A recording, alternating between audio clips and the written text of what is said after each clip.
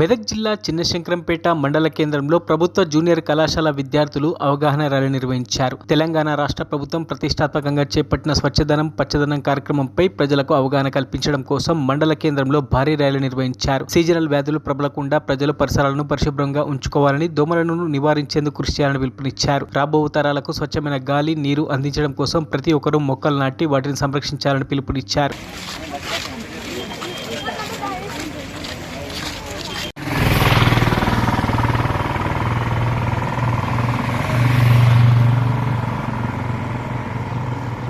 రాష్ట్ర ప్రభుత్వం ఎంతో ప్రతిష్టాత్మకంగా చేపట్టినటువంటి స్వచ్ఛదనం పచ్చదనం అనే కార్యక్రమంలో భాగంగా ఈరోజు ప్రభుత్వ జూనియర్ కళాశాల చిన్నశంకరంపేట ప్రిన్సిపాల్ గారు, అధ్యాపకులు, విద్యార్థులు అందరూ కలిసి అవగాహన కార్యక్రమం నిర్వహించడం జరిగింది. అందులో భాగంగా పచ్చదనము, పరిశుభ్రము, అలాగే వివిధ రకాల కార్యక్రమాలు స్లోగన్స్ ఇచ్చుకుంటూ శంకరంపేట పట్టణ పురవీధుల్లో తిరుగుతూ స్థానిక ప్రజలకు అవగాహన కలిగించడం జరిగింది.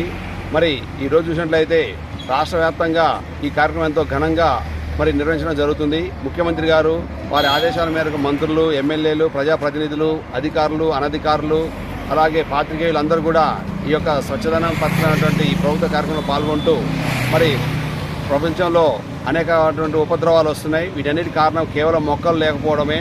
అదే కనుక ఇప్పుడు వయనాడులో మనం చూసాం, కేరళలో అక్కడ కొండ చర్యలు విరిగిపడి ఎంతో ఉత్పాతం జరుగుతుంది. దీనికి కారణం ఏంటంటే నదులు ఉప్పొంగడం.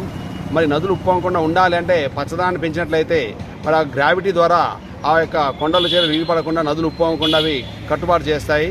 కాబట్టి ప్రజలందరూ కూడా ఈ విషయాలన్నింటినీ కూడా దృష్టి పెట్టుకొని మనం ప్రకృతిని ఎంత సంరక్షిస్తే అది మనల్ని అంత సంరక్షిస్తుంది. మరిన్ని అప్డేట్స్ కోసం మా ఛానల్ని సబ్స్క్రైబ్ చేయండి.